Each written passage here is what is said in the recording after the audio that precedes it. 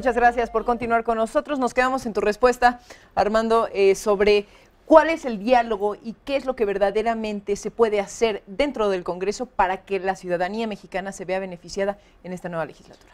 Bueno, el diálogo sin duda alguna es indispensable, es fundamental. Toda plataforma democrática requiere de diálogo, requiere de la búsqueda de consensos, pero a mí me parece, y habiendo terminado un proceso electoral, yo creo que hay que entender lo que ocurrió durante todo este proceso electoral y hay que sacar luces más allá de los propios resultados.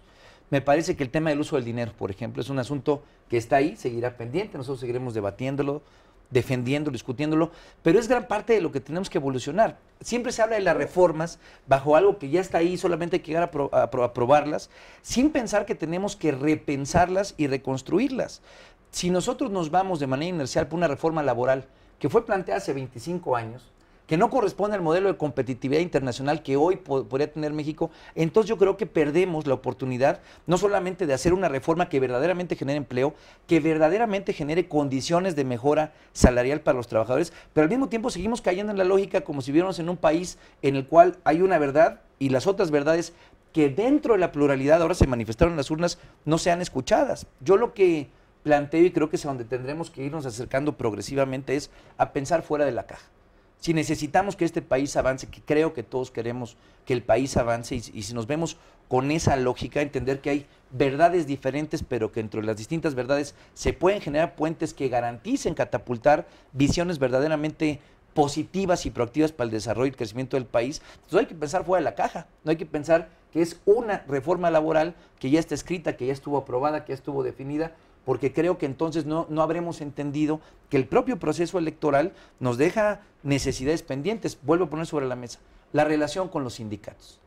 Eso es parte fundamental en el planteamiento que se quedó pendiente y qué bueno que se logró que se quedara pendiente. Pues no viene nada de democracia sindical.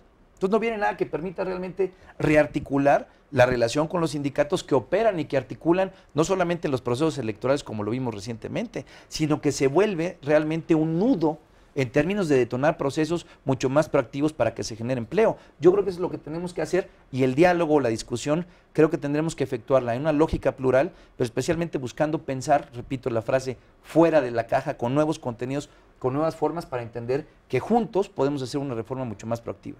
¿Cuándo se vuelve una decisión conjunta, ¿no? En pro partidos, por supuesto, pero cuándo se vuelve una decisión conjunta para la ciudadanía?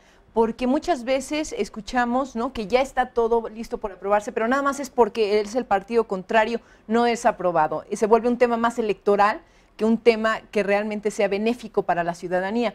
¿Cuándo es un momento y cuándo es otro momento? Y a partir de qué es lo que ustedes están buscando para poder llegar a ese diálogo del que tanto hablamos, a ese diálogo que es tan necesario, pero a partir de cuándo, o ustedes cuándo lo ven posible en esta nueva legislatura, de que realmente esos diálogos se lleven a cabo y no se vuelva un tema electoral y más bien se vuelva un tema benéfico?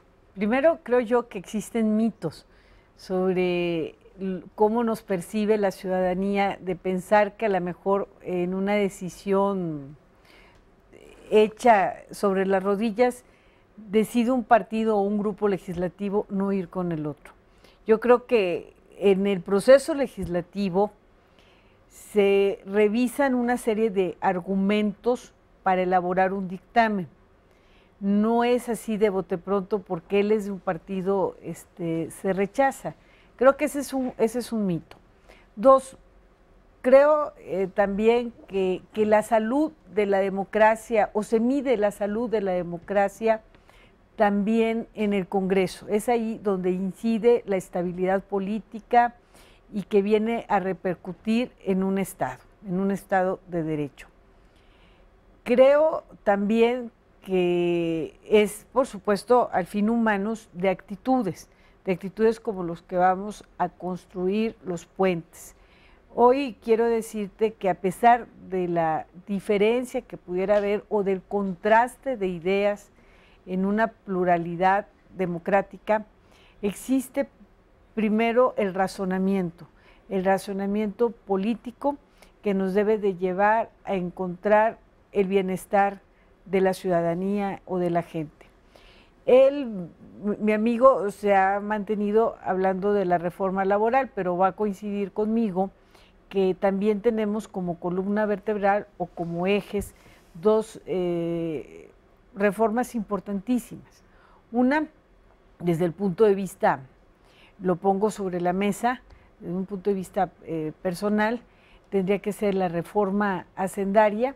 Él ha hablado muy bien, hay que repensar el pacto federal, hay que repensar en un pacto social para hacer una mejor distribución, primero no solamente del ingreso, cómo recuperar mayor ingreso para después distribuirlo de manera más igualitaria en diversas regiones del país que contrastan muchísimo, pero también, además de esta reforma hacendaria, está la reforma energética. Son dos reformas pendientes que pueden ser el apalancamiento indiscutible para el crecimiento de México. Bueno, yo creo que acotar la discusión a una o a reformas específicas es incompleto, y vuelvo a replantear el tema que vamos saliendo de una elección. Está toda una gran reforma en materia de medios que ha estado ahí pendiente. No se ha puesto sobre la mesa porque hay intereses que evitan que se catapulte como una necesidad. Pero bueno, gran parte de la discusión que vamos a mantener durante estos meses, que se mantuvo durante todo el proceso electoral y que venía ya prácticamente años atrás, es el tema de la injerencia de los medios de comunicación en, digamos, un modelo democrático que no logra garantizar resultados para la gente. A mí me parece que es una prioridad.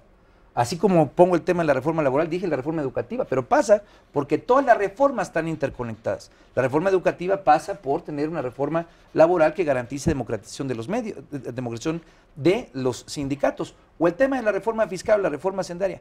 Bueno, pues si le vamos a entrar realmente al tema, entonces tenemos que hacer que paguen los que no pagan, que en muchos sentidos termina teniendo que ver otra vez con el proceso electoral.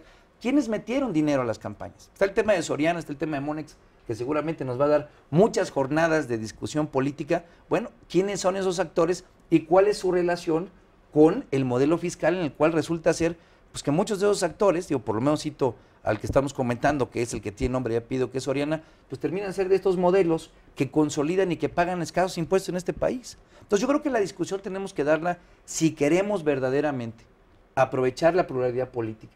Pensar fuera de la caja. Cuando yo digo pensar fuera de la caja es repensar a México en la lógica que lo hicimos. Cada uno de los partidos políticos haciendo campaña. A mí me tocó estar 3 meses metido en Guerrero, escuchar a la gente, oír, digamos, la insatisfacción que nos ha generado la democracia, la insatisfacción que tiene un modelo económico que no permite que el empleo se regenere, que crezca. Bueno, entonces pensemos cómo verdaderamente hacemos que el Congreso no se quede acotado a una discusión que lleva 20 años. Esta discusión de la reforma energética, la reforma fiscal, en esa dimensión, en esa lógica, pues no está a la altura de lo que nos plantearon las urnas. Me parece que hay que repensarla, redinamizarla, y ahí sin duda alguna vamos a tener a la izquierda renovada, fortalecida y con propuesta y planteamiento para que el país salga adelante. Regresando, déjenme ir un breve corte, regresando, concluimos con este tema, pero si lo que me estás diciendo, Armando, es por los intereses no vamos a llegar a tener reformas, quisiera hay que evitar que eso ocurra. Que sigue ocurriendo. Vamos a un breve corte, ya regresamos, aún tenemos mucho más.